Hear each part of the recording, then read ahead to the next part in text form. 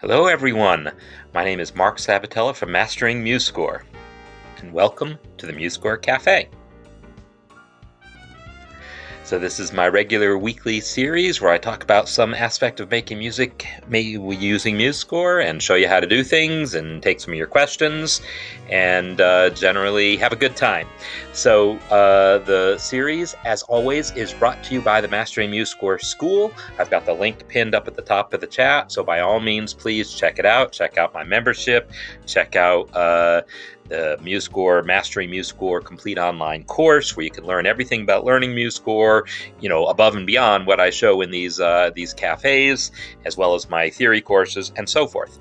So today's episode of the cafe is going to be a continuation of something that I started last month, and I'm going to make it a regular monthly thing because it seemed to go well and people liked it. I'm going to take a piece of real music and enter it in the MuseScore and just see what happens and see what we discover along the way. So rather than there being one single topic, we're going to hit on a lot of things, and I'll show you how I would solve the various problems. So, all right. So I'm looking in here, and I'm not seeing any complaints about sound. So I'm gonna hope that it's actually working okay today. And I got some good suggestions for some pieces to work on, and you can keep posting those to the community. Let me just go ahead and post that link also. Here is the community site. So I will just post the community site link, and I will.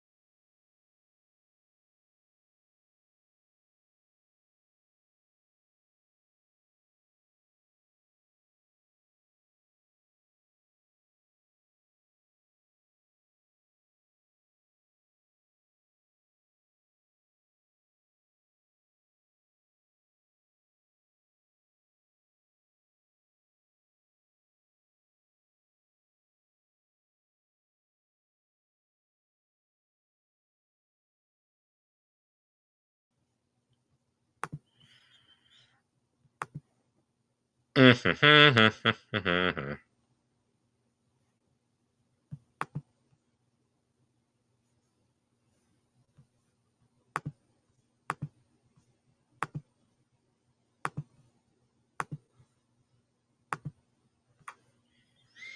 I here?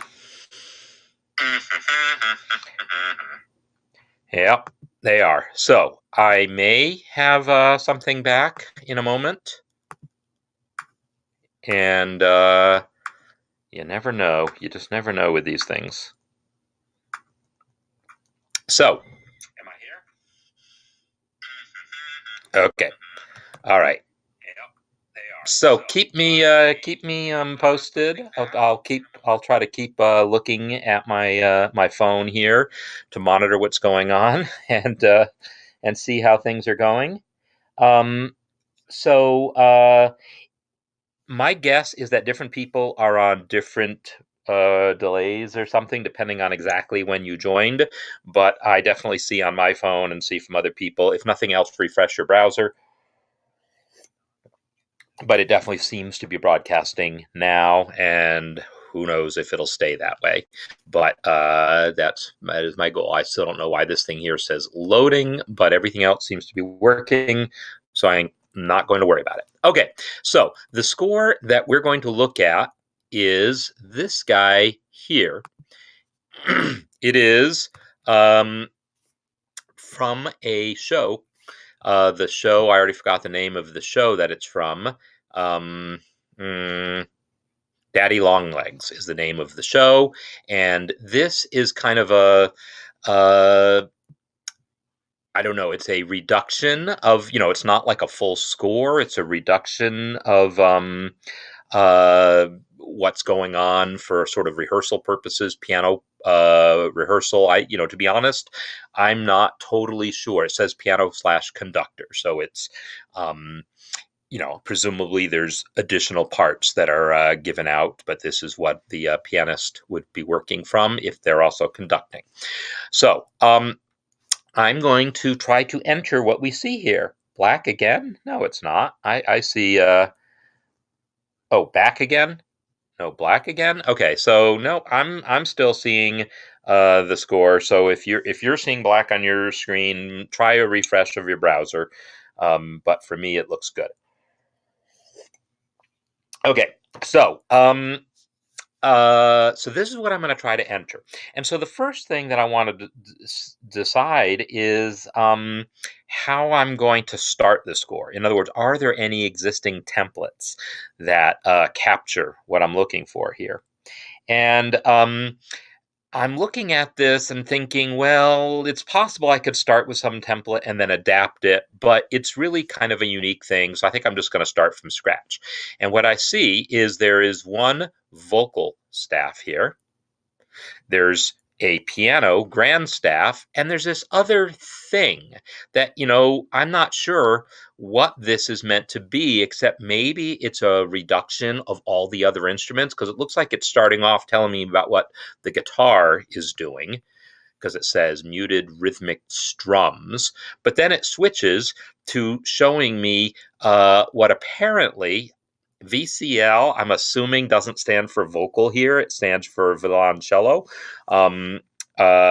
cello, basically. And I think it's telling me that this is what the cello is doing. So it's apparently using one staff to kind of show me everything. What's going on, what the most significant thing is that's going on. So I'm not even sure what instrument I'm going to use to create this.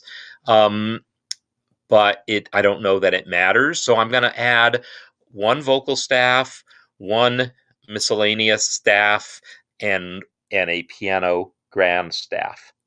So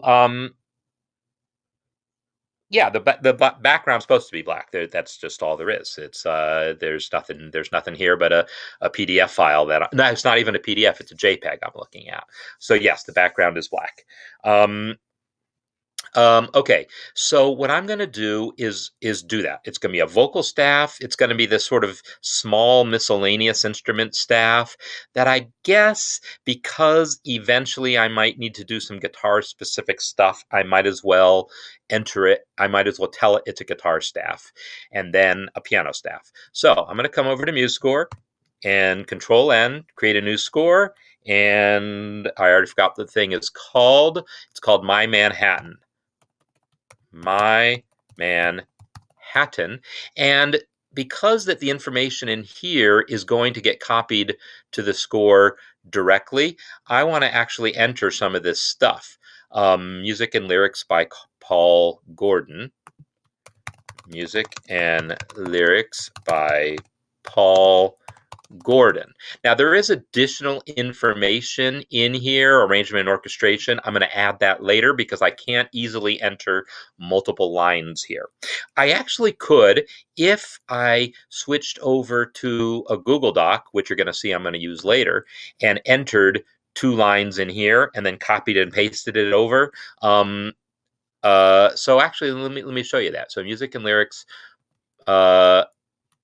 music and lyrics by Paul Gordon, and then arrangement and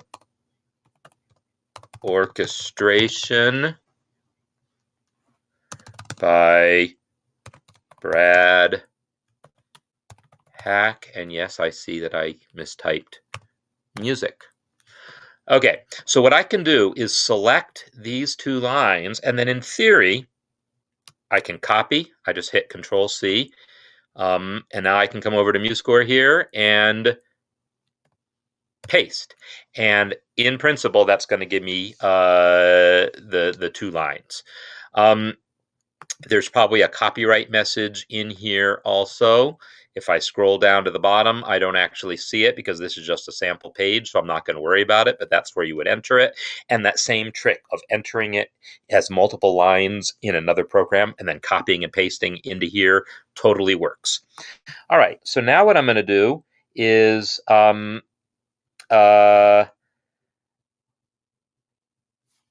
going to enter my instruments. None of these templates are going to match exactly what I want, so I'm going to say choose instruments.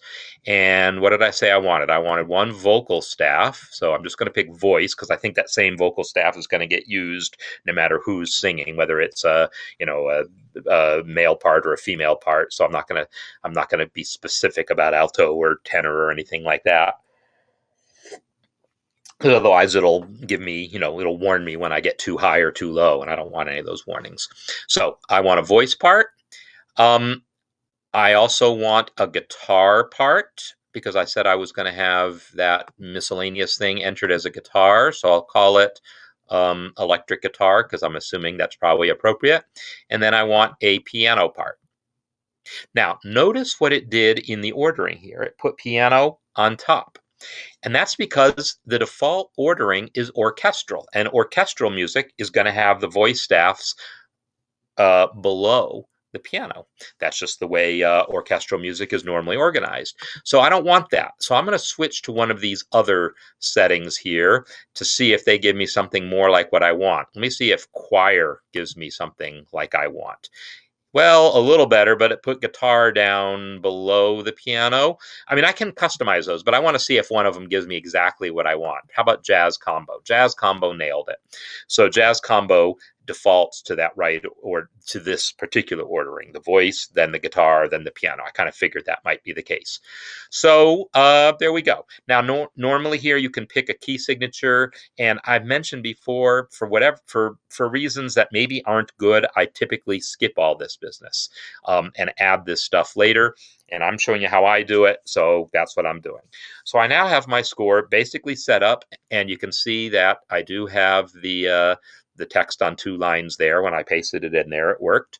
I'm now immediately going to save this thing so that it has a name and it's somewhere where I can find it again. Should I close it or whatever? So I'm going to go to my cafe folder, 2021, and save that thing. All right, so I now have the score basically set up as I want. Now, in the original version here, I'm now going to shrink this window down and boink, boink, boink. I'm just making the score bigger. And I'm now going to start thinking about, well, what else is going on in here? How hard do I want to try to copy all that text formatting up at the top? For now, I'm not going to. For now, I'm not going to worry about it. But I am going to do some things here about the text. Like, for instance, this 16 boxed in the corner. That looks quite useful, right? And so in order to enter that, I'm going to have to enter a text element and give it a frame. So I'm going to come here into my text frame, into my vertical frame here, right click it and say add text. And I'm going to add the text 16. And right now it's over here, but that's okay. I want it in the top right. So I'm going to come over to the inspector and I'm going to do a few things. One is I'm going to make it a lot bigger, about 20 points. And then I'm going to click the right the right alignment here, and I'm going to give it a rectangular frame.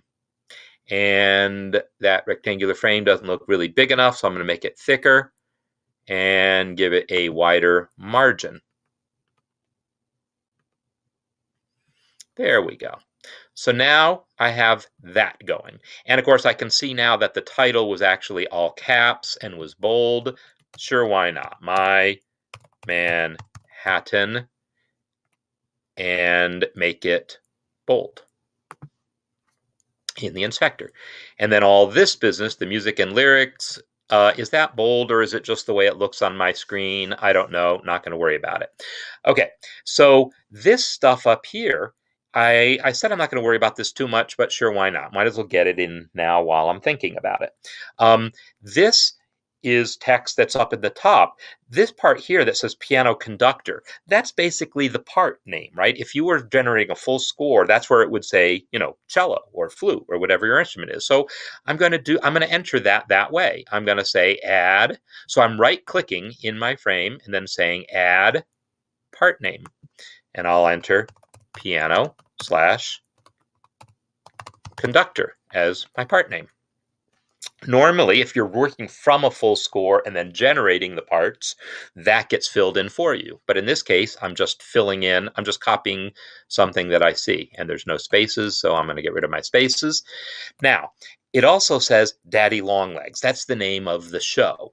Well, that is supposed to show up above this thing. So what I'm going to do is I'm just going to move this down to make room for it. And I'm going to use Control down to move it a staff space at a time because that works. And then I'm going to right click in here and say add text and just add Daddy Long Legs as plain text. And it looks like it's a little bigger than the piano conductor, and it looks like it's bold. So I'll go ahead and do that. Piano conductor, if I look in the inspector, is 14. So I'll make this, say, 16. Bold. Boom. Is that too much? Oh, and it's also all italics.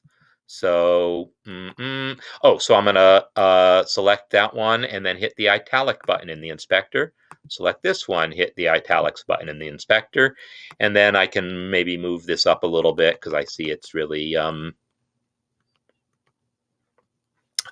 silly and I like nice round numbers. So since it's measured in millimeters, I'm going to try 6 millimeters and maybe 6.5 millimeters. Okay, there we go. You can also see that the title has been moved down. So, okay, I can move my title down. In order to do this and make this work right, I'm going to need a bigger frame though, right? I'm going to need to make this frame bigger. So I'm just dragging that down, but we know I don't like to drag normally. I'm going to just set it to 15 spaces. Then I can take that my Manhattan and set it to say 5 millimeters down or whatever. Maybe it's 10 millimeters down, whatever it is. I set it. I think I need the frame bigger still. So something like this maybe looks closer now. All right, so now I'm in the ballpark. So that's some stuff about some of the text possibilities in MuseScore, and that's worth knowing. All those things that I just did, fiddling with the inspector, adding text of different types, moving text around. Frankly, that's one of the biggest parts of this score because adding the actual notes is not particularly going to be the challenge on this one. It's all the text. So I've got the top basically look how I want. Yes, I can fine tune how big that My Manhattan font is. Is that a little too big? Yeah, let's shrink it down a little bit so it's balances a little more what I see here. I'm in the ballpark, so I'm good enough. Now, by the way, I'm doing all these changes in the inspector here, and therefore it's only affecting these elements, but my score only has one title, right? So I don't have to worry about it. However, I'm going to be smart. While I'm thinking about it, I'm going to hit the Set as Style button next to all these things I customize. I customize bold, I customize 20 point, I customize the position of that thing. Then I'm going to come to my piano conductor here, and that's a little too close. I'm going to call it 7 millimeters. And hit that Set as Style, and hit the Set as Style over here so that it's italics. And Daddy Longlegs, that I hit the that Set as Style and this Set as Style. This little guy over here, this is just plain text. So unfortunately, I would have to use here's what I can do. I'm going to, by the way, the reason I'm setting all these as style is I'm thinking ahead. Presumably, if you do one of these, you're going to do more than one. So you want to create a template eventually. And so it'd be really great if these were all style settings, so it's all there by default next time. So instead of calling this just plain regular frame text, I'm going to use one of my custom styles. So under here where it says style frame, I don't know if you can see it over my face, I'm going to change it to user 1. Nuts. And now it's back where it was. But that's okay. I can make the same changes again. So what did I do? I made it right justified. I made it 16 point. I gave it a frame. So let me make that style setting. Make the frame rectangular, a little bigger, more of a margin, and make those all style settings.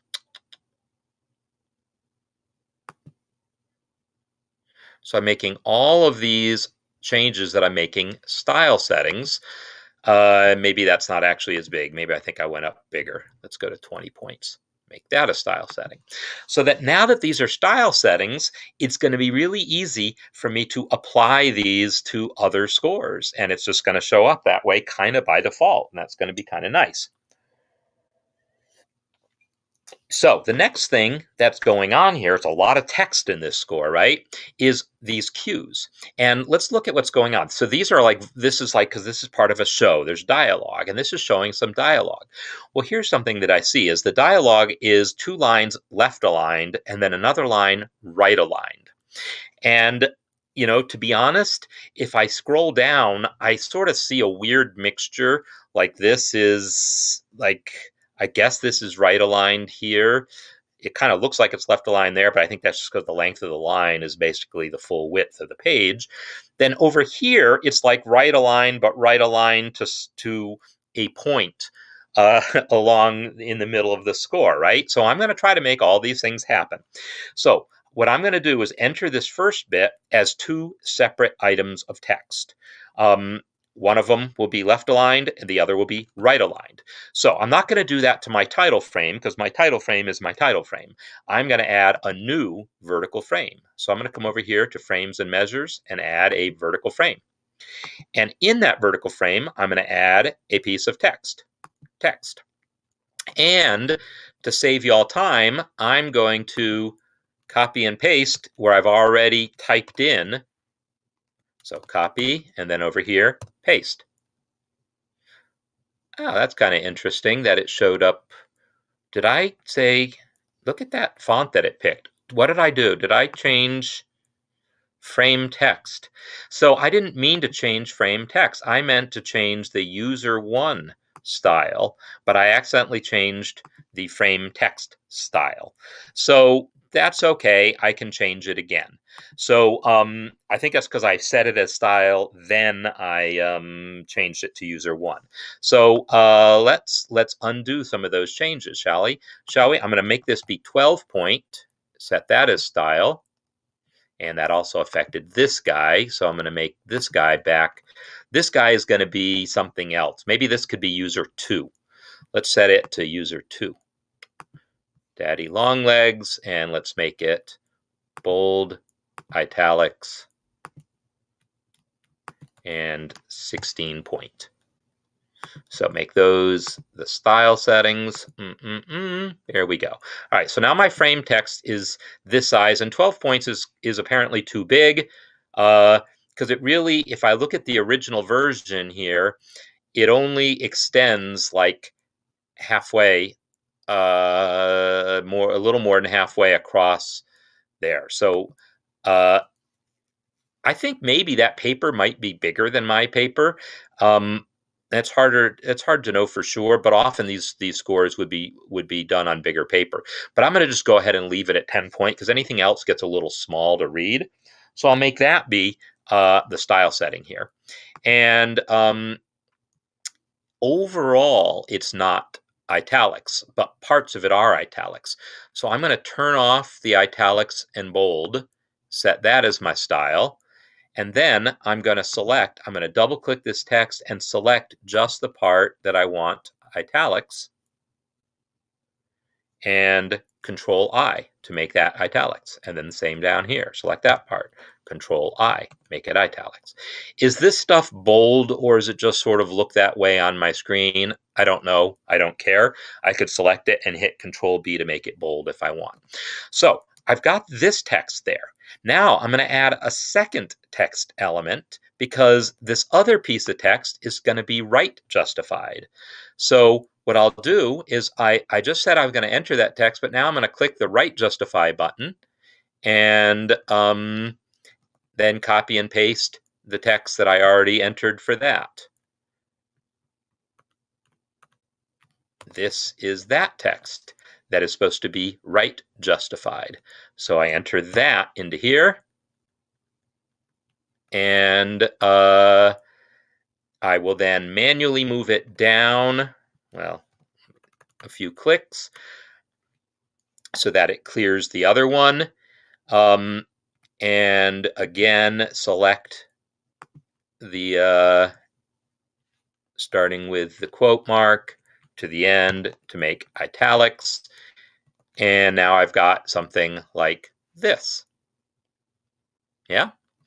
All right, so that's a ton of text. Haven't entered a note yet, but we've covered a lot of ground, right? Okay, so so I'm seeing the comments about bold. So okay, the claim is that this guy is bold. All right.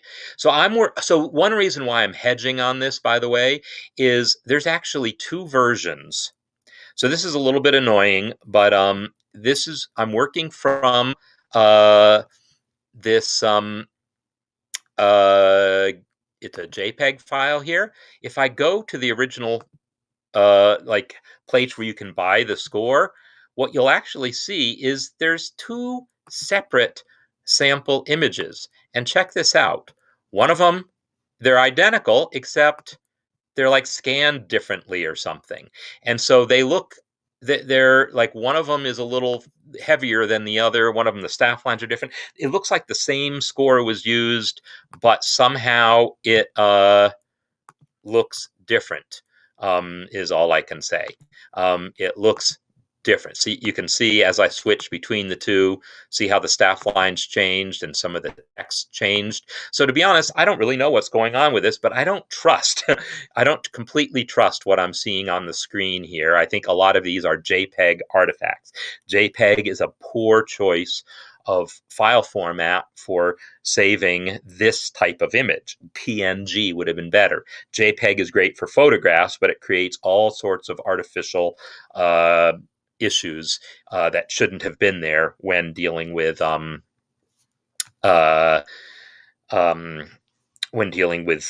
graphics like this as opposed to photographs. So in any case, that's that. So if these texts here are supposed to be bold, fine, I will select them and make them bold. Bold. And then this guy also. Bold. Okay, good. Now, in the original, there are no staff names anywhere here, which is why I was having to guess about what things were. So I'm going to just select them and delete them. Bye-bye. And then that deletes the main staff name. The main staff name is used on the first system.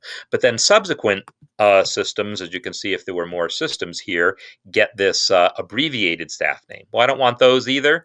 So I have to delete the abbreviated name separately. But because sometimes you only want to show the main name, but you don't want to show the abbreviated name. So they're kind of managed separately. But you don't have to do it on every system. Once you delete the abbreviated name, you'll see it's gone on the next system also. So while I'm at it, I might as well get the right number of measures and stuff. It looks like I've got 6 measures and then a break. So 1, 2, 3, 4, 5, 6 measures and then a break. And then I've got 1, 2, 3, 4, 5 measures and a break, except there's a 2/4 measure in there. So let's get that 2/4 measure in there right away. Oh, the time signature for the thing is common time, not notated as 4/4. Okay, fine, common time. Then on the second system, it changes to 2/4 in the second measure, 2/4, and then back to common time. And it's 1, 2, 3 measures of common time, and then our break. Now, you will see that they apparently have a much smaller something than we have because they're fitting a ton more on this page. So they've either got a much bigger page or much smaller staff size than we have. So that's good to know. what I'll do is, well, the other thing that they have going though is they're not showing all four staves, right? Because they're using hide empty staves. They're hiding that vocal staff where it's not used, and that's causing it to not show up on the first two systems. So once I have the notes in place, I'll do that. In fact, I'm going to do that sooner rather than later, I think. My second system is now set up right. My third system is only 3 measures long, looks like. It's only 3 measures long in that third system. So let me get just 3 measures and hit enter. And then I'm just going to delete everything to the end there and get rid of that double bar by deleting it also, because it doesn't really end there. It's just this page that ends there. So this, I'm going to save this now. And the other thing that's going on is I wasted a lot of space. When I added a frame, it added all that extra space. I'm going to select that frame and set its top gap to 0. So it kind of butts up closer to the title frame.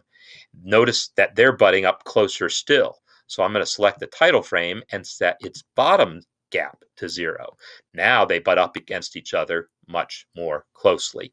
If that's too much for you, well, we could always add in a little bit more of a gap. Instead of 0 for a gap, call it 1. You decide that for yourself. So I've got this stuff in here, and this is all seeming good.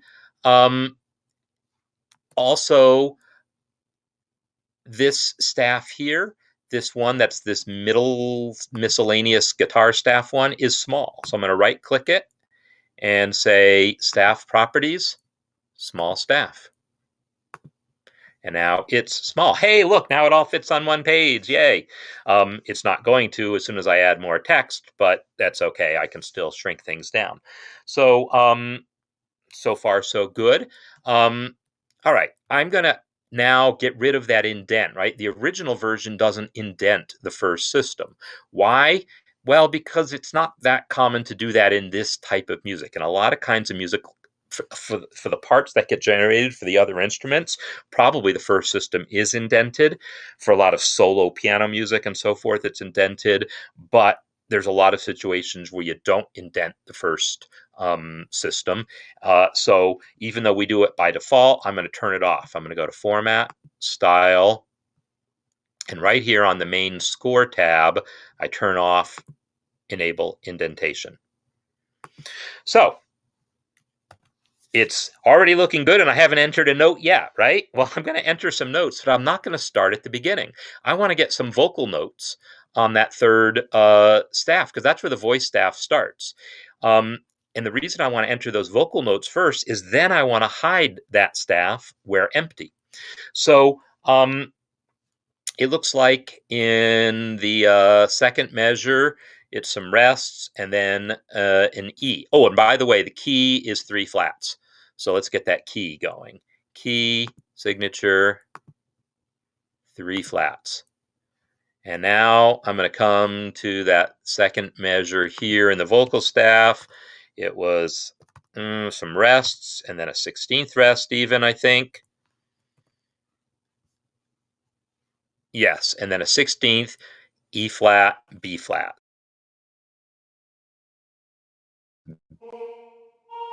And it was bum, ba-dum, ba-ba-ba-bum, bum. So, bum, I'm singing the rhythm to help me remember it.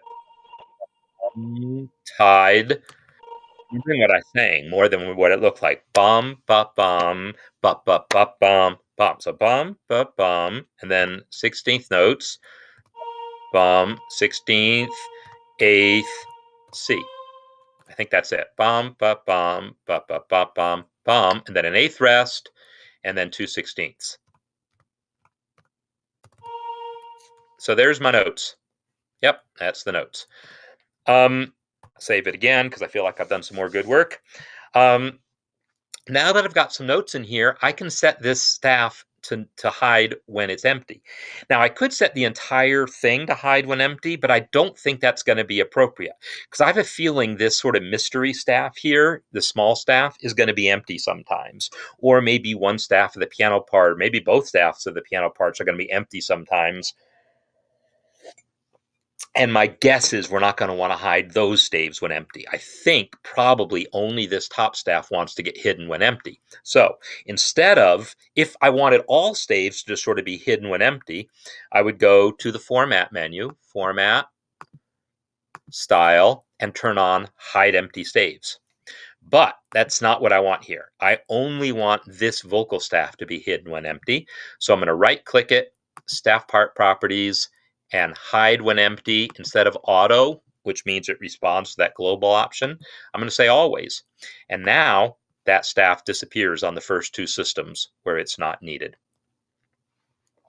So it's already looking a whole lot like this page. Again, there's barely any notes in there, but that's okay. Entering notes isn't the hard part about this score. It's everything else, right? So, good so far. As long as I've got those notes in here, let's just finish that vocal part, right? Let's get these words in here. The lights are bright in the New York night. So, I'm going to enter those lyrics. The lights are bright. Now, in the original version, there is no like underscore here showing that that's a tie. Properly, normally that should be done. And I don't know if this editor just never does it or omitted it here or only omits it when there's ties or only when things are kind of cramped. I don't know. I'm not going to try to repeat his quirky, weird non-standard choices. I am going to enter that with the underscores. Bright, and then in the New York night, and then there's a. Now, I'm also noticing other quirks here, right? This word night here is left aligned. It should have been centered, but he didn't do that because that would have thrown off the spacing some. So he chose to not center that night. I'm not going to try to no, I am going to second guess. I'm going to go with the normal defaults until they fail me. Now, in the word bright here, I entered the underscore, but you don't actually see it because there's nothing much there. I think if this note were longer, we would see it. But to be honest, I think the underscore is supposed to stop at the left edge of that note. And maybe that's why we're not seeing it in his case, because it stops right at the left edge of that note. I don't know. But if this were 16th notes, and I entered more underscores, right? The underscore is supposed to stop at the right edge of the note that it stops on. That's kind of the notation rule there. So in this case, it's barely visible at all, but it's there. If that bothers you to see it, then you could just say, well, you know what? I'm just going to use a space instead of the underscore because I don't like seeing that little bit of the underscore. But it is technically correct, so I'm going to enter it and, be when there's not a reason to follow this editor's quirky decisions, I'm not going to. I'm going to do things the correct way for the most part. So, all right, I'm doing pretty well here. Even though I barely entered any notes, right? We're seeing all the hard stuff in here. So now that I've got the vocal part basically done, the only thing I need left is this actual text here that says Jervis. By the way, Bob Burns, if you're here, yes, this is exactly that thing that you've got going on in your music, right? Where you want to put the name of the character that's speaking, and you're putting it on top of the staff. So I can absolutely see that that's how it's done here. So it's the name of the character that's speaking is going above the staff and kind of looks like it's basically right aligned with the note more or less. So I'm going to enter it that way. I'm going to put Jervis right here. I'll enter the staff text, Jervis, and I'm going to set it to right aligned, but not right aligned with the left edge of the note, with the right edge of the note. So I'm going to then also apply an X offset in the inspector until it aligns a little better. Is it bold? Yeah, I guess it's bold. So I'll set it to bold also. Is all staff text going to be that way? No, only the staff text that I'm using for this particular reason.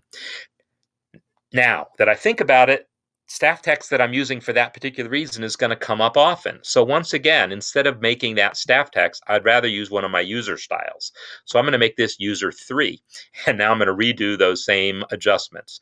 I wanted it right, justified, and then set as style. And then I'm going to make an X adjustment, but I think I'm not going to make the X adjustment part of the style because how far I need to adjust it is going to depend on whether there's flags on the note, etc. So I think I'm going to just adjust that manually every time I need it. For this score, I only need it the once, right? Because I've only got one line of lyric. And I'll set it bold.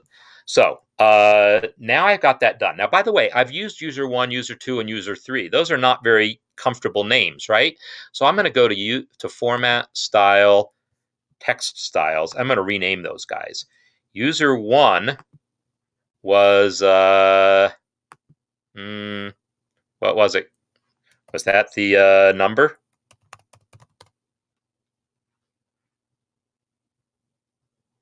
Yes, it's the one with the frame. So that's the song number. I'm going to call that song number.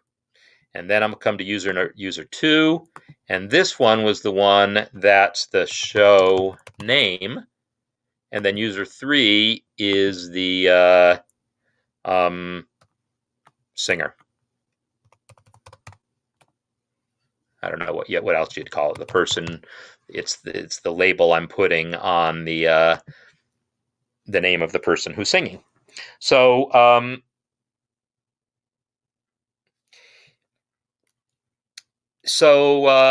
yeah, this is all coming together nicely, and so by making those changes as style settings, again, if I save this as a template now, and am I actually ready to do that? I think I am kind of ready to do that. Let me just show you this. I'm going to save a copy of this file. I'm going to go File, Save a Copy, and save a copy to my templates folder. So not my scores folder. I'll go to my scores folder, but then go up a level to my templates folder. And this is going to be my show tune template. So now check this out. I'm going to create a new score, and it's going to be called New Show Tune, and written by me. And I'm going to pick from custom templates my show tune template and hit finish. And now look at how it's already set up that kind of way. And now if I enter some text and say this is tune number 42, and then I assign it under the style menu here, song number, boom.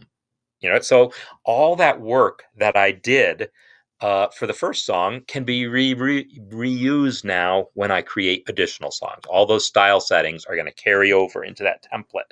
So it's really rather nice. So any things that you can make style settings, if you intend to reuse them, it's to your advantage to do so. All right, so what else do I have? I've got a quarter note. This here is not an actual note, right? This is a slash. So it's a note that got entered and then turned into what's called slash notation, where instead of showing a specific pitch, this doesn't really mean play a B flat. It means strum the chord using this rhythm. So what I'm going to do is I'm going to enter that note, that chord, as a C. Why a C? Because I don't know. I feel like I'm probably in C minor. The chord that's happening here is kind of a C minor-y chord ish. It's also an A flat chord. I don't know what the heck's going on. It doesn't matter what the note is. But if you wanted it to play back, you could enter the note you want it to play. But by default, it won't play back. Now that I've done that, I've entered the note I want. I can now go to Tools, Toggle Rhythmic Slash Notation. And now I get that slash. And it's supposed to be staccato and accented, Shift S, staccato, Shift V, accented. And then there's text here that says muted rhythmic strums, and it's italics. So I'll select the beginning here and enter some staff text, muted rhythmic strums. and make it italic. And notice it's like pushed over so that it's not aligned with the rest, but kind of closer to more about where the clef is. I mean the time signature. So I'll just move that thing over, Control arrow. And actually, it's like kind of clearing the accent mark, right? So I'll move it that far. So that's good. The next three measures, or the next however many measures that are left, they all have that repeat measure symbol. So I'll go ahead and do that. I'll select those measures, click and shift click, and then under the repeats palette, the repeat measure symbol. And then there's a clef change to bass clef going there into the next system. So let's enter that and hope that that measure repeat symbol doesn't interfere with its ability to show up. Because if it does, we'll need a workaround. So I'm going to put in a bass clef here. Oh, good, it worked. And now here's a curious thing. In this particular score, the tempo marking here is displayed not above the top staff, but above the piano staff, because that's what, this is for the pianist. Typically, you put the tempo above the top staff and then repeat it above certain sections if it's a tall score. This is a little odd to me, seeing the tempo placed where it is here above the piano staff. So what I'm going to do is I'm going to add that tempo marking, because if I want it to actually affect the playback, which I do, I'm going to use Alt-Shift-T to enter that thing. And then the tempo says moderato in 4. Oh, not parens, but a comma. Moderato in 4. But then I'm going to, because it's not showed above the top staff, I'm going to hide it by pressing V. But I'm now going to enter that exact same text as staff text. Moderato, comma, in 4. And I'm going to use the inspector to change it from staff text to tempo so that it looks like a tempo marking. And I'm also going to have to kind of position it manually, because it doesn't position it the magic way that tempo markings are supposed to be positioned directly over the time signature. So I'll have to do that kind of manually, but there you go. Now, here's a trick I could have done. I could have attached it to the top staff and then flipped it below. Yeah, but if I've got any other tempo to use and there's more staffs in there, more staves in there, I have a feeling it's not going to work, because I'm probably going to need tempo markings above the piano staff that aren't actually attached to the top staff. So that's what I did there. By the way, in that sort of guitar part here, you can see that rhythmic slash notation is used further down too. So let's just go ahead and get that in there while I'm thinking about it. And the repeats. So down here, there's repeat signs. So I'm going to go to my repeats. Actually, what I'm going to do is, I don't need clefs, I don't need time signatures anymore. Put in a start repeat there, put in an end repeat here. And this chord here is some ugly, it's basically flat 13. That's exactly what it says. That's what it is, right? So I'm going to enter those notes. It was a dotted eighth, C, A flat, B flat, and then E flat and G. So there's my chord. And that much is notated normally, and then with an accent. So I'll Shift V it. Then it's this slash notation after that. So I'm just going to enter some C's like I did before. It was a 16th note, and then 2/16ths, and then an eighth. The eighth tied to 16th, 8th, 16th. This time I'm not singing it, I'm reading it. And then 4/16ths. Had I been thinking ahead, I would have also marked in my articulations, but I see that there's an accent here and here. So I control click those, Shift V to add them both. And then a marcato accent on this guy here, that's Shift O. And notice that they're above the staff, but that's because this is all going to be converted into rhythmic notation. So let's select that passage, click, Shift click, Tools, toggle rhythmic slash notation. And suddenly this looks almost exactly like what I want, except that this guy, if for whatever reason, has a cross instead of a slash. So without knowing what that means, muted or something, I'm going to select it and change the head group from slash to cross. Another good time to save. What else am I missing? The chord symbol, C minor 7, paren, flat 13. So Control K, C minor 7, parens, flat 13. Now, they have that chord symbol centered. It also doesn't have a real flat sign. It's got a B. So whatever notation software they used, not good job. But normally chord symbols should be left aligned like this unless they're accompanied by fret diagrams. That's the normal convention of notation. But here I'm just going to go with what they're doing and go ahead and center it. Now there's a dynamic marking MF on that first note. So I'll go ahead and select the note, dynamics, MF. And by default, that MF is below, directly centered under the note.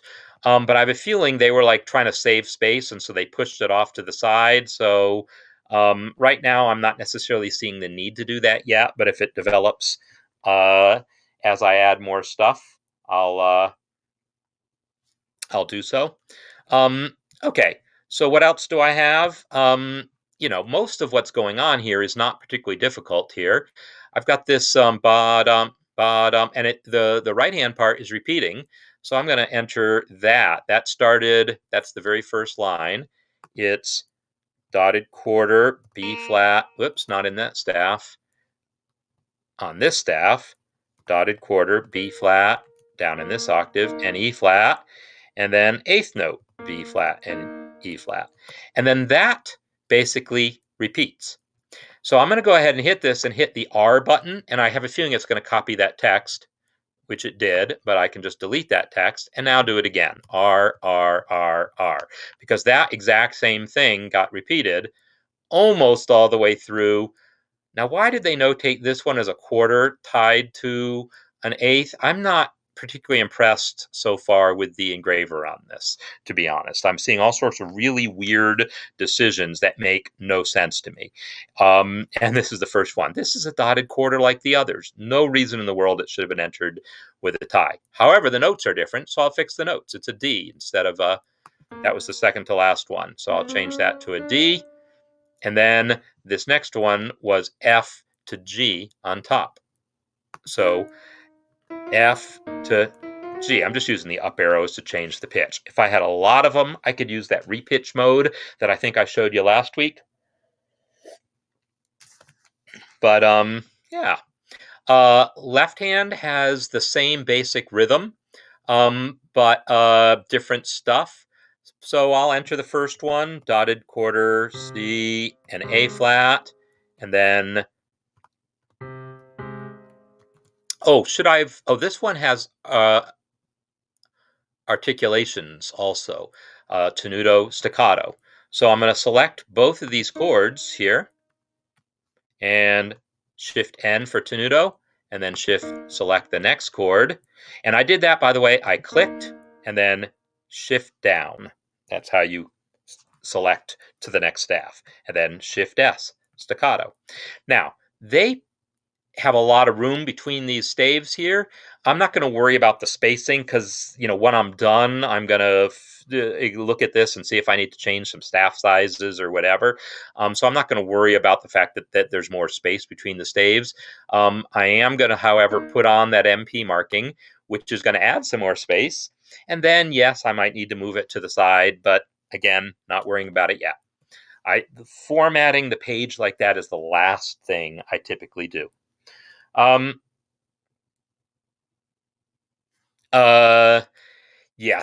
still not seeing a good reason for that tie. It just seems like it makes the rhythm look different, and then it's going to make someone screw the rhythm up is what's going to happen. So yes, the notes are different, and it's a clue to that, but that would have been plainly obvious anyhow.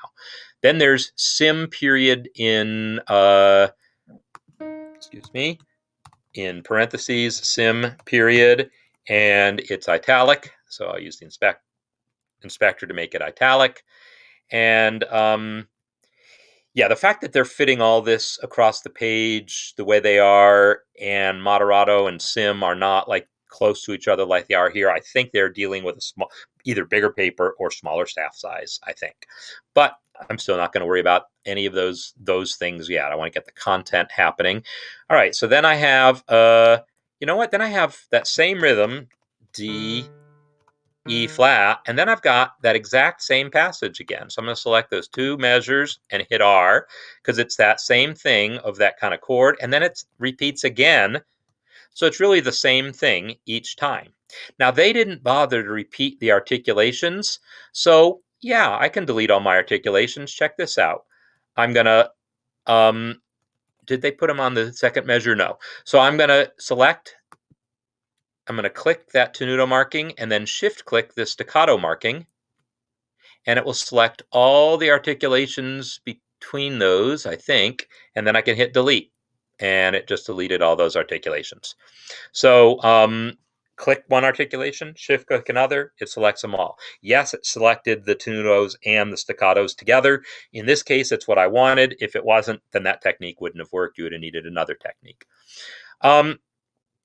Okay, so yeah, I mean, everything else really from here on. Now, notice, by the way, I no longer can fit 3 measures on that third system now that I entered all those notes. So I can tell right now that I've got a problem. Either my page is, again, not wide enough, or uh, or the staff size is too big. But that could also be why they did some weird things like push that word night over so that it could compress things a little more. I'm not willing to do that right now. So here's what I'm going to try. So in other words, actually, I'm going to show to see if it happens. I'm going to select that word night, and I'm just going to push it over to the right and see if that allows it to fit. No, it didn't. So Control R. It should be centered. I'm going to leave it centered. I want to see if just reducing the overall spacing here. I could use the stretch command to just squeeze that measure smaller, but I have a feeling if it happens once, it's going to happen often. So I'm going to make it a style setting. Format, style, and I'm going to come down to the measure section of the format style dialog and turn the spacing to tight 1. That's the minimum there. That's the setting that stretch is basically modifying. And that did the job. So good. Now it all fits. I don't know if it'll still fit once I add more notes, but I'm also kind of running out of time because I don't want to go on forever. I wanted to show you the hard stuff because, entering the notes, that's the easy part, right? And really, I mean, boy, I'm awfully close to entering the notes. Yeah, I'm pretty close. And I've got that first system done. The third system is partially done. Let's get something onto the second system. Let's get some of this cello part. Well, it's basically the same as the piano part, but down an octave. I'm going to take advantage of that. So it's B flat, E flat. So it's B flat, E flat, D, B flat, and then G, B flat, and then C. I'm going to enter it just as a dotted half note C for now. The reason is that part is exactly the same as the cello part, right? So I can copy and paste it and then move it down an octave and save myself some effort. Before I do that, though, I'm going to actually add the articulations. They're all tenutos. They're all tenutos, all those quarter notes are. So I'll select them all. I click the first, and I'm using Shift right arrow to extend that selection, then Shift N. Then Control C, up here, Control V, Control down.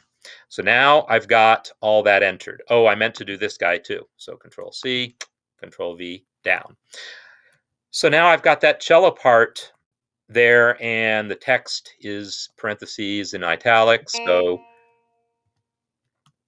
VCL period, put it in italics, and maybe it looks like, well, I'll just right align it and call that good. Yes, I could also tweak the position of it further, but I don't know that I need to do that. I'm not worried about copying every last millimeter of how they did everything. All right, so then this chord here wasn't supposed to be just a C. It was supposed to also have a B flat and an E flat on it. So I'm going to do something I almost never do, which is use the mouse. I'm going to enter dotted half note, and I'm going to add the B flat and the E flat. Why? Because if I use Shift B flat or Shift E flat to add the notes it would have added on top, then I would have needed to use Control down to move them down an octave. Realistically, I do that a lot, but usually I have the foresight, if I'm just copying music, to enter it bottom to top. I didn't, like I did on that guitar chord. I entered it bottom to top, so I just needed Shift and the letter name. But here I'd already entered the top note, so I could copy and paste it. So I decided to use the mouse to enter the bottom notes. And then I've got this little arpeggio: B flat, A flat, E flat, B flat, 16ths. B flat. Oops, I entered an eighth note, so I'll hit Q, change it into a 16th. B flat, A flat, E flat, B flat. Is that it? Yes. So that's the passage. It's slurred, so I'll select them. I'm using Shift left, press S to enter the slur. And then it's basically the same thing again, but slightly different. So I'll select the whole measure and hit R twice to fill the measure, and then I'll make my differences. So here it looks like there is a tenuto marking that I missed. So I'll select that, hit Shift N, select that, Shift N, and this one also has the Shift N. The middle chord is missing the C, so I'll select the C and delete it. The third chord is missing the C, but it's got an extra B flat on the bottom. So I'll select the C, and instead of deleting it, Control down to move it down an octave. And then I'm going to use the special shortcut to transpose diatonically. It's normally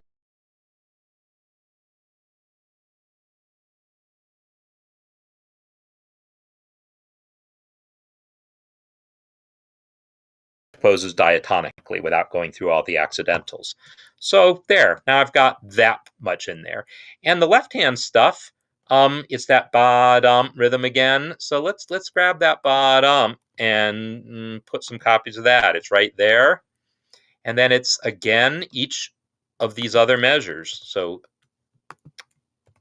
I must have lost my selection. Control C, come over here, Control V, and then R and R. And this guy is the same thing up a step. This is the same thing down.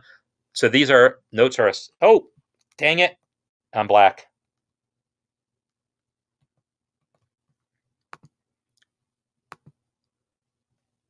I think I'm going to wrap up in a minute, but I wanted to finish this thing. So things are interesting looking here, but there we go. So maybe this is going to work. Maybe I caught it fast enough that you didn't miss too much. But this little bit here, and I don't know if we lost the playback. That bottom. This measure is the same thing, but up a step. So when I say the same thing, I mean the interval between the notes is a sixth. If we look at my whoa, what happened to it? Here it is. If we look at the source, the notes are a sixth apart. So here they're still a sixth apart, but up a step. Here they're still a sixth apart, but down a few steps. So I can use the same trick. Select this measure, Shift Alt down to move it down. So I actually use that Shift Alt trick a lot when I have this sort of repeating pattern, but the notes are changing. I use it quite often. So yeah, I mean, man, this thing is virtually done. I mean, I didn't. Oh, let me do this thing. Let me add this little text here that's right aligned, but only partially, right? Let's do that. I'm going to show you that because that's going to be a fun final little trick. I'm going to come over here. I'm again going to add a vertical frame. I could add a text frame, but if there's only one text element, you can use a text frame, but I am going to get in the habit of using vertical frames because they seem like they're useful other places. So I'm going to add that vertical frame, and then I'm going to right-click it and add text. And then I'm going to copy and paste the text because I've already typed up that text. It's this business here. Julia's going to stay, I think it's that text there. No, it's did you ever hear anything so exciting? That's the wrong one. So it's the did you ever need anything so exciting? Did you ever hear of anything so exciting? So it's this text here. I'm going to copy it and then come in here and paste. But then, now in this case, it's like they almost line up already, but here they didn't even come close to lining up, and that's because of the different fonts. It's very clear that they're right aligned, not left aligned, right? In my version, it kind of looks like it's aligned at both ends, but as soon as I make Jervis bold and his line or her line, I don't know what kind of name Jervis is, as soon as I make these changes, it's probably going to change. All right, so yeah, now you can see that they don't line up anymore. And I want this right aligned, but I don't want it all the way to the right of the frame. So I'm going to select it, right align it, but now I'm going to I could just offset it, but I'm not going to do that. I'm going to use the margin. Well, I could do it either way. I can either use the right margin on the frame to make it right align to, a specific point.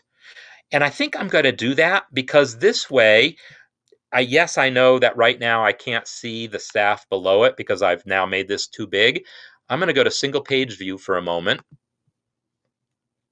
And the whole point of that alignment was to get it to line up with that repeat bar. So I'm going to keep pushing that margin until that happens. And then I'm going to come over here and I'm actually going to make this font smaller until it fits. There we go. I had to go to 7-point font to get it to fit. Is that how I would do it in real life? I don't know. It looks like no. Probably a better way is to just force these two measures to be wider and this third measure to be narrower. So if I select these two measures and force them to be wider, yeah, that's as wide as I can go. Let me make this one narrower and see if I can get this any wider. Nope, that's as wide as it's going to go. But in any case, and then I can select that text and maybe arrow it over. All right, so that's some stuff. I can then select this frame. By the way, auto size should have kicked in here to cause that frame to automatically size appropriately. I don't know why it didn't. Maybe because the text is right aligned. I don't know, but I'll go ahead and size it manually.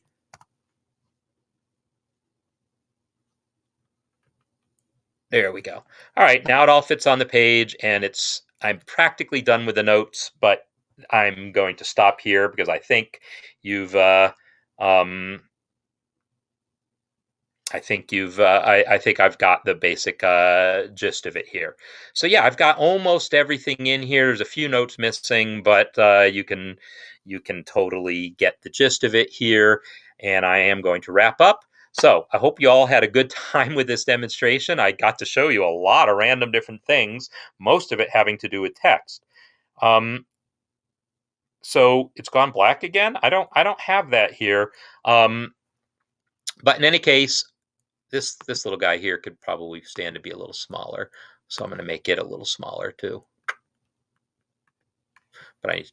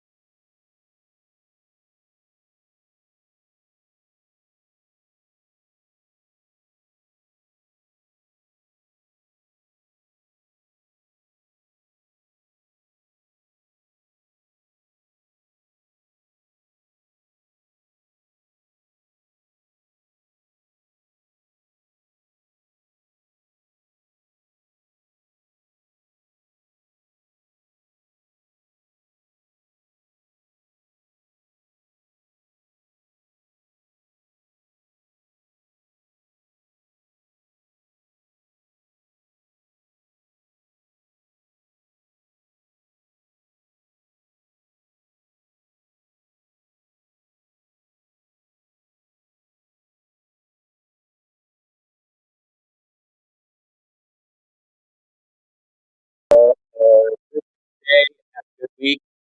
And I'm just going to leave it at that.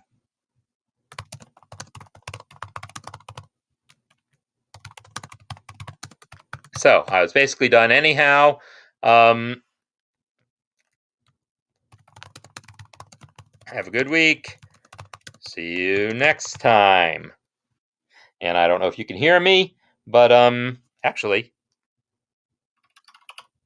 yeah, I can hear myself typing in here, so I guess you can still hear me. So good to have this session with y'all, and hope you all learned something.